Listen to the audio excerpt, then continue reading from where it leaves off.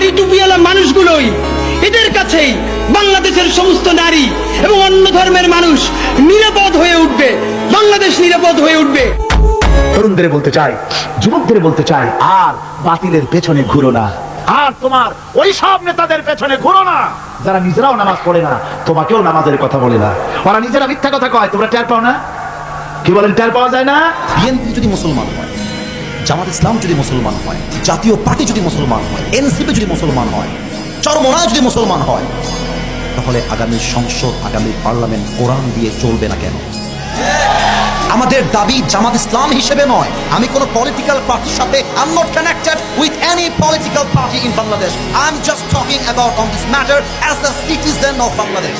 আমি নাগরিক হিসেবে বলছি, আমাদের প্রাণের দাবি আগামীর পার্লামেন্টে প্রত্যেকটা আইন পাস হতে হবে আল্লাহর কোরআন দিয়ে। বগুড়ার ভাইরা আমার, হ্যাঁ, দাঁড়িপাল্লা সব জায়গায় লাগবে, সব জায়গায় লাগবে, দুনিয়াও লাগবে, আখিরাতেও লাগবে। লাগবে না দাঁড়িপাল্লা? হ্যাঁ, সুপ্রিম কোর্টের সামনে দেখবেন দাঁড়িপাল্লা টানানো আছে। সুবিচারের প্রতীক কি? ইনসাফ কি মুকাদ্দাস তারাজু, এটা হলো পবিত্র প্রতীক, সিম্বল, সিম্বল অফ জাস্টিস। দাঁড়িপাল্লা মিজান, কোরআনে বলা হয়েছে কি এটাকে? মিজান।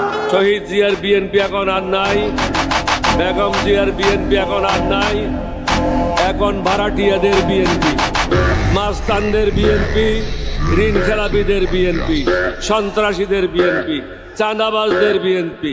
এতগুলি দল ধুইয়া জামাত ইসলামী করেন কেন? অনেক জবাব দিছি, এখন আর জবাব দিয়ে কুড়িতে পারি না, সেই জন্য লিখে নিয়ে আসছি আমি কেন জামাত ইসলামী করি। এটা হলো বই, এই বইয়ের মধ্যে আমি সব কথার জবাব দিয়েছি। বাংলাদেশে একজন ব্যক্তি বলে বেড়ান জামাত ইসলামী কোনো ইসলামী দল না, এই কথা একটা লোকে বলে।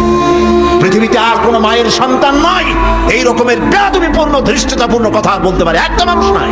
যারাই ক্ষমতায় যায় মানুষকে ধোঁকা দেয়, তোমার কথা বলে আল্লাহ, আল্লাহ এদেশে একটা ওমরের মতো নেতৃত্ব দিয়ে বাংলাকে একটা ঝাঁকুনি দিয়ে ইসলামের পতাকা উড়ায় দাও আল্লাহ। আমরা ক্ষমতায় গিয়ে আমরা অনেক কিছু করব তা চাই না, আমরা শুধু চাই কোরআন এবং সুন্নাহর রাজ কায়েম হোক, কোরআনের আইন চালু হোক, দেশে শান্তি ফিরে আসুক, এটাই চাই। আল্লাহ সরকারকে কথা বোঝার তৌফিক দাও।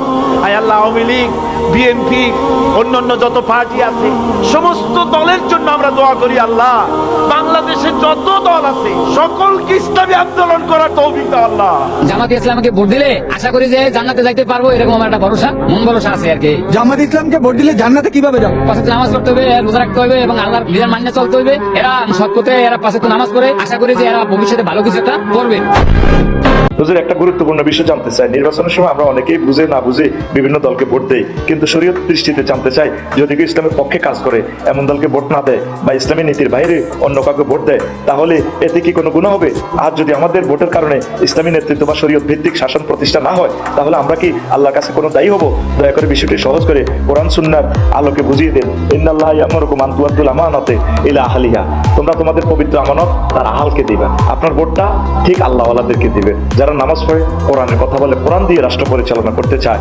আর আপনি যদি কোনো পাপিকে ভোট দেন, হেতে হাল হজরত থাই যত গুণা করবো, সিঙ্গাপুর যাইব, হজরত থাইল্যান্ড শরীফও যাইব, ব্যবসার কথা কইবে, আসলে এনে হোটেলও দিতে মাইয়া লই, এইটা তো তোরা হাসর মারতে কিছু কিছু তোরে দিব। আল্লাহরে কইবে, আল্লাহ আমি তো জিনা করি না, আপনি আরো এটা দিলেন যে অন্য তুই ভোট দিয়ে হাতে মোটা করছো দে, হাতে দিয়ে এনে ঘটনা কালাছে, এটা তোর কাছে কত দিলাম। ৫,০০০ লোকের একটা ইমাম বানাতে গিয়ে মাইক্রোস্কোপ যন্ত্র দিয়ে দেখেন মোষ কেমন, দাড়ি কেমন, চুল কেমন, পাও কেমন, হাত কেমন, হাতে নখ লম্বা কিনা, তাতে ছাতা কিনা, বউ পর্দায় থাকে কিনা, মিথ্যা কথা কয় কিনা, এত দেখেন। আর যখন নির্বাচন আসে তখন ২.৫ থেকে ৩ লক্ষ মানুষের জন্য একজন এমপি নির্বাচিত হয়। সেই ইমামকে বাছাই করার জন্য নামাজ পড়ে কিনা, জিনাকার কিনা, মদখোর কিনা, সুদখোর কিনা, ঘুষখোর কিনা, বদমাশ কিনা বাছাই করা হয় না। আমরা নির্বাচন তো এখন খালি আমার ভাই তোমার ভাই আছে না নাই? খবরদার, যোগ্য সৎ ইসলামপন্থী লোক দেখে আমরা নির্বাচনে ভোট দিব। চিল্লায় বলেন ঠিক কিনা? আমরা দলাদলি বুঝি না, বিএনপি, আওয়ামী লীগ, জামাত ইসলাম, জাতীয় পার্টি কিচ্ছু বুঝি না। যে এলাকায় ইসলামপন্থী লোক থাকবে, আল্লাহ ভীরু, খোদা ভীরু, জনগণকে ভালোবাসে, মাটিও মানুষের নেতা, এরকম দেখে আমরা ভোট দিব। রাজি আছেন তো? কারণ ভোট কিন্তু আমানত, আমানতের ব্যাপারে জিজ্ঞেস করবে কে? কথা কন। এজন্য আমার ভোট আমি দেব, যারে খুশি তারে দেব না। আমার ভোট আমি দেব ইসলামপন্থী দেখে দেখে যোগ্য প্রার্থীকে দেব, চিৎকার করে বলেন ঠিক কিনা? এই যে নির্বাচন পূর্ব সহিংসতা, এখানে গাড়ি ভাঙচুর, ওইখানে জ্বালাও পোড়াও, এখানে আগুন দাও, ওইখানে সন্ত্রাসবাদ, এগুলো সব যুবকদেরকে দিয়ে করানো হয়।